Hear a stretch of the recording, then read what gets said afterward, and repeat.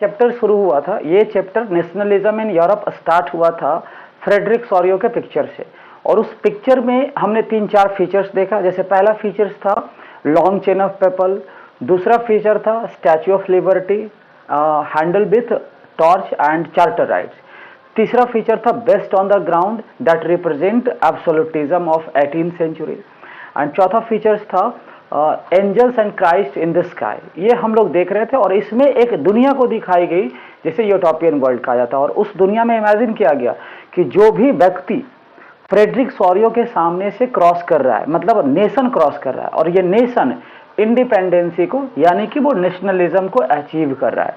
तो पहले तो यही जानना बनता है कि व्हाट मीन्स नेशनलिज्म। आखिर ये जो 18th सेंचुरी वाला ईयर है, ये जो टर्म अभी हम लोग डिस्कस कर रहे थे, ये जो 18th सेंचुरी का ईयर है, और 18th सेंचुरी में दो चीजें क्या हो रही थी कि जो मोनार्की चला करती थी, इस मोनार्कीज में बदलाव देखने को मिला और लोग नेशनलिज्म की ओर बढ़ रहे थे। तो वो तो खैर चैप्टर में देखेंगे ही, पहले तो यही जानना है कि व्हाट मीन्स नेशनलिज्म। तो पहले सिंपल सा वर्ड में हमने इसको डिफाइन किया, the feeling of love and pride for a nation. जब किसी व्यक्ति के अंदर, किसी के व्यक्ति के मन में भावना आ जाए, कैसा भावना आ जाए? लव का भावना आ जाए, प्राइड का भावना आ जाए अपने देश के प्रति, तो उसे नेशनलिज्म कहते हैं। या फिर दूसरे लैंग्वेज में हमने ये भी कहा द फीलिंग ऑफ वननेस, जब लोगों के बीच में एकता वाली फीलिंग आ जाए, एक बाउंड्री के अंदर रहने वाले लोगों के बीच में जब एकता वाली फीलिंग आ जाए, तो उसी टर्म को नेशनलिज्म कहते हैं। और भी डेफिनेशन देखो, the people under a territory shared a common culture, common language, common religion etcetera. जब एक बाउंड्री के अंदर रहने वाले सभी लोग एक ही तरह के कल्चर को फॉलो करें, एक ही तरह के रिलीजन को फॉलो करें और एक ही तरह के और भी दूसरी चीजों को फॉलो करें, तो उस टेरिटरी को कहा जा सकता है नेशनलिज्म, और लोगों का जो फीलिंग होगा उसे कहा जाएगा नेशनलिज्म। तो ये जो टर्म अभी हम देख रहे थे नेशनलिज्म, अब अगले टॉपिक पे चलते हैं। अगला टॉपिक है नेशन स्टेट। नेशनलिज्म से ये अगला टॉपिक बना नेशन स्टेट।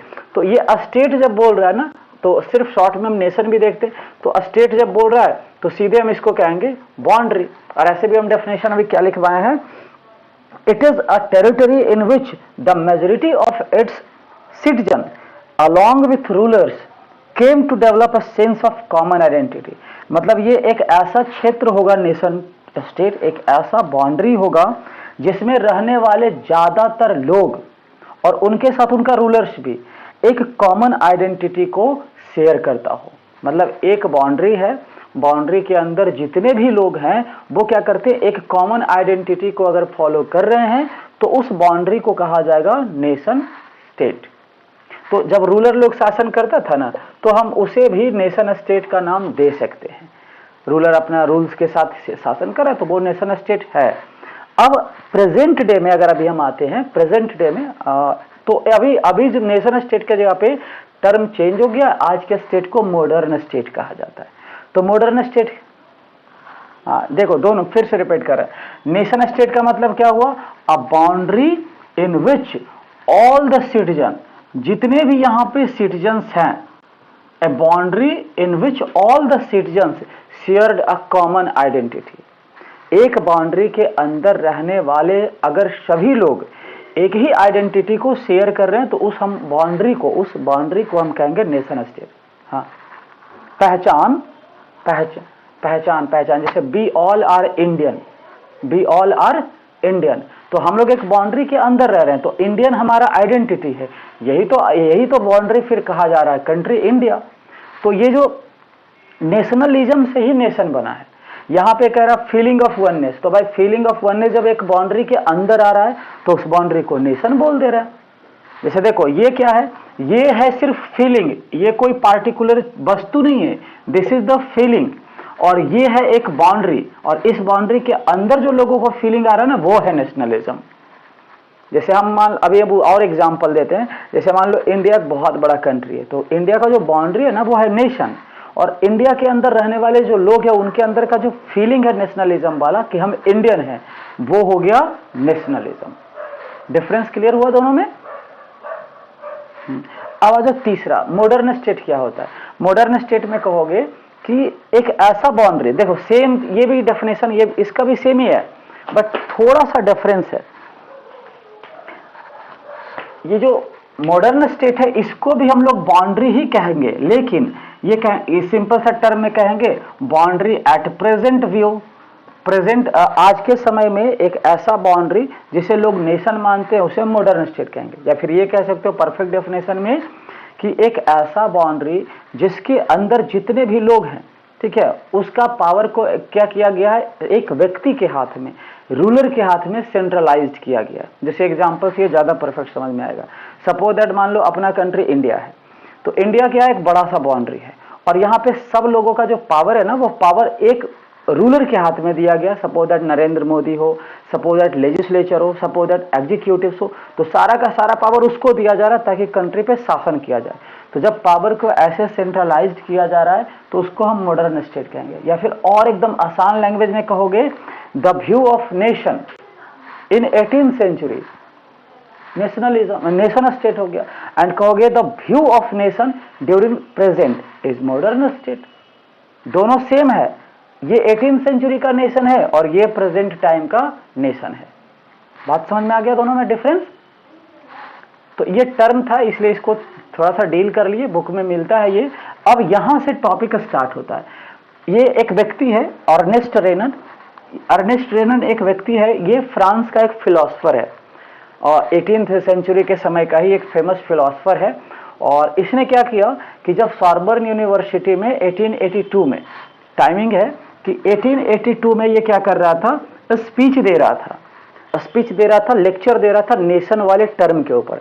और उस लेक्चर के दौरान इसने नेशन को डिफाइन किया, और ये इसका लेक्चर इतना फेमस हुआ कि आगे चल के ये एसे बन गया, मतलब एसे के रूप में ये पब्लिश हुआ पेपर में, जिसका इस एसे का नाम था व्हाट इज नेशन। टाइमिंग है 1882, और जो ये लेक्चर दिया था उस लेक्चर को पब्लिकेशन किया गया किस रूप में, एसे के रूप में, व्हाट इज नेशन। मतलब इस व्यक्ति के अकॉर्डिंग अगर देखा जाए तो अगर इस व्यक्ति, ये व्यक्ति 1882 है, वो रेड पेन से लग रहा होगा, 1882 है। 1882 में इसने डिफाइन किया नेशन को। तो इसका व्यू देखने जा रहे हैं हम लोग। नेशन का मतलब देख लिए कि एक ऐसा बाउंड्री जिसमें सारा व्यक्ति एक ही आइडेंटिटी को शेयर कर रहा हो, ये नेशन है। अब ये क्या कह रहा है, अर्नेस्ट रेनन का क्या व्यू है, जरा ये देखते हैं। तो ये सीधा उस पर अटैक कर रहा है।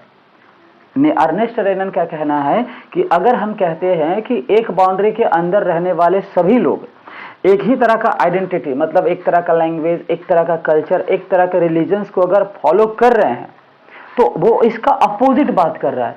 अर्नेस्ट रेनन उसके जस्ट अपोजिट बात कर रहा है। तो अर्नेस्ट रेनन का व्यू क्या है, ये नेशन को कैसे डिफाइन कर रहा है, तो ये नेशन को डिफाइन करके क्या बोल रहा है कि a nation is the conclusion of endeavours, sacrifice and devotion.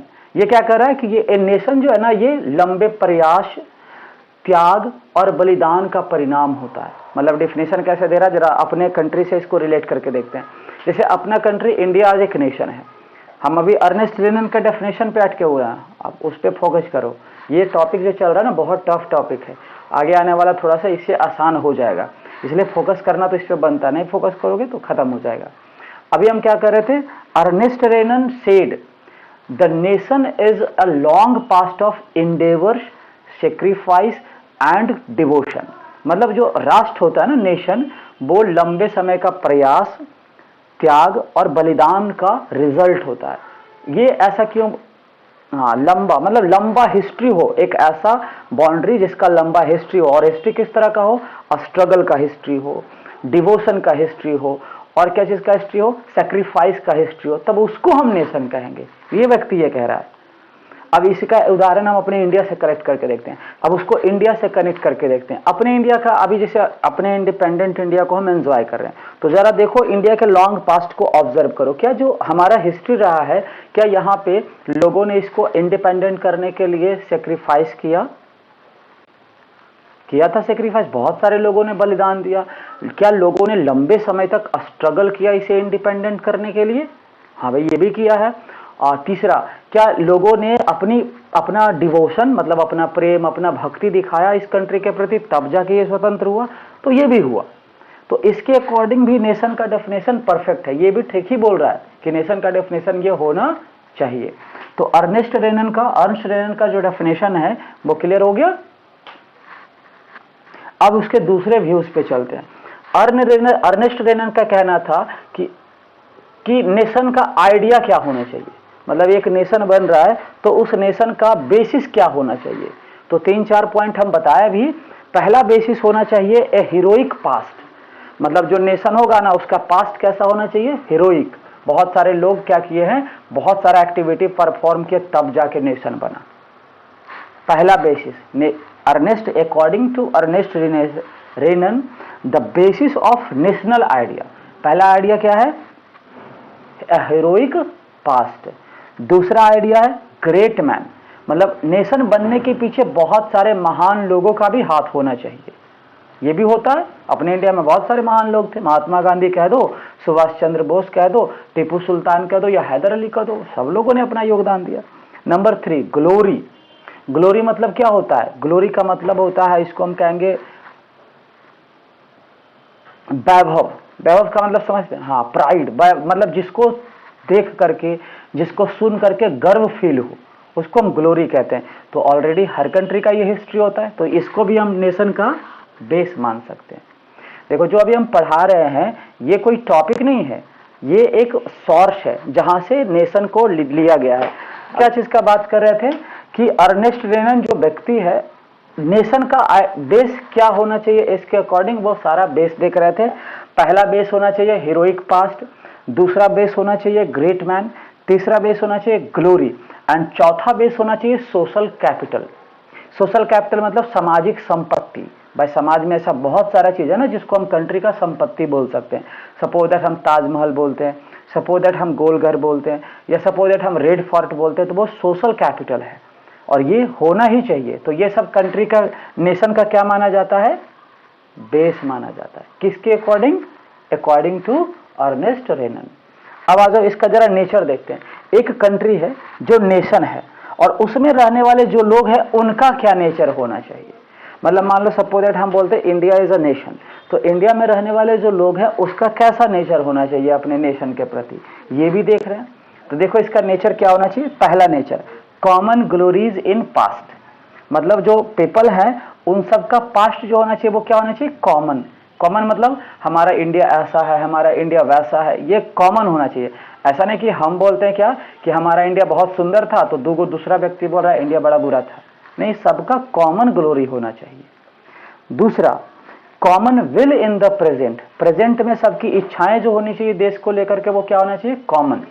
सब लोग चाहे कि कंट्री का ग्रोथ हो, ऐसा नहीं कि 10 व्यक्ति चाह रहा कंट्री का ग्रोथ हो और 2 व्यक्ति चाह रहा कंट्री का डाउनफॉल हो, बिल भी सबका एक होना चाहिए। नंबर 3 सब लोग साथ मिल करके अच्छा प्रयास करें कि कंट्री खूब ग्रोथ करे, परफॉर्म्ड ग्रेट डिड्स टुगेदर, मतलब ये जो काम भी करेंगे ना तो सब कॉमन वे में करेंगे और ज्यादा से ज्यादा विश परफॉर्म मोर, ज्यादा से ज्यादा प्रयास करेंगे कंट्री को ग्रो करने का। तो ये एक देश के अंदर रहने वाले लोगों का नेचर हम अभी 4 बताए। पहला नेचर हम बताए common glories in the past, दूसरा बताया common weal in the present, तीसरा बताया performed great deeds together, and चौथा बताया विश टू परफॉर्म मोर। तो ये देख लिए ये चीज। अब इसके बाद थोड़ा सा और इसके ऊपर बात कर लेते हैं नेशन के ऊपर। अकॉर्डिंग टू अर्नेस्ट रेनन, अर्नेस्ट रेनन का कहना था कि सिंपल सा टर्म है भाई, नेशन है तो एकता होनी चाहिए, सॉलिडरिटी होनी चाहिए, सबका एकता होना चाहिए। नेशन है तो सबको हक मिलना चाहिए। जैसे उदाहरण के तौर पे जब राजा वाला शासन चला करता था तो एक टर्म चलता था प्लेबिसाइट। प्लेबिसाइट का मतलब क्या होता है, a direct vote in which entire population of a region are asked to accept or reject और प्रपोजल। मतलब एक क्षेत्र में रहने वाले सभी लोगों के सामने राजा ऑप्शन रख दिया और ऑप्शन रखा और क्या कहा कि तुम या तो इसको एक्सेप्ट करो या रिजेक्ट करो, बाकी कुछ नहीं करना है। तो ऐसे वोटिंग सिस्टम को प्लेबिसाइट कहा जाता है और ये सिस्टम चलता था मोनार्कीज के समय में। तो अर्नेस्ट रेनन ने बोला इसको खत्म करके इसके जगह पे इनडायरेक्ट वोट वाला सिस्टम लाओ, सबको एक समान अधिकार दो, उसको हम नेशन बोल देंगे। तो अभी जितना भी डिस्कशन चल रहा था वो सारा अर्नेस्ट रेनन का व्यू था। किसके ऊपर व्यू था, नेशन के ऊपर, और उसका जो ऐसे था ना व्हाट इज नेशन, उसी का एक्सप्लेनेशन हम लोग देख रहे थे। अभी तक हम लोग चैप्टर शुरू ही नहीं किया, वो चैप्टर शुरू शायद आगे होगा अभी। तो यहाँ तक तो हमको नहीं लगता डाउट अब रहा होगा।